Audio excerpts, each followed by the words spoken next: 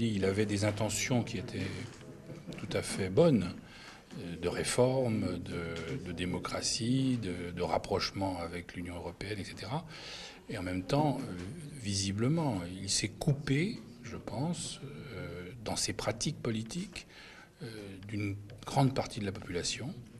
Et donc, à un moment donné, il s'est coupé de la réalité de la Géorgie telle qu'elle est vraiment. C'est-à-dire que quand on va en Géorgie, on sait bien que la Géorgie, c'est pas seulement les façades repeintes de Tbilissi ou de Koutaïssi. C'est des villages, c'est des régions qui ont beaucoup souffert. Il y a beaucoup de misère, même si certaines choses ont été faites partout. Et donc, ce décalage qui était flagrant, on s'attendait à un moment donné qu'il ressorte aussi au niveau électoral. C'est-à-dire que ce mécontentement, il était réel. Et d'autre part, je pense que la Géorgie ne peut pas se développer normalement sans de bonnes relations avec la Russie.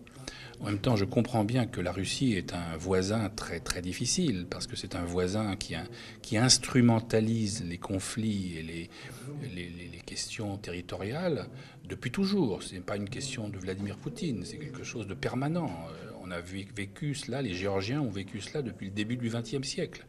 Donc c'est une question permanente, et donc la détérioration à ce point des rapports entre la Géorgie et la Russie, c'est une erreur stratégique.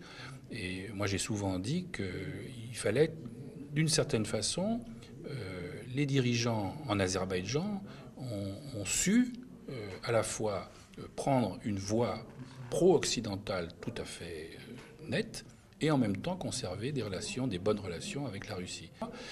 En même temps, la clé est à Moscou, bien sûr. C'est les Russes qui vont décider ce qu'ils sont prêts à faire ou pas.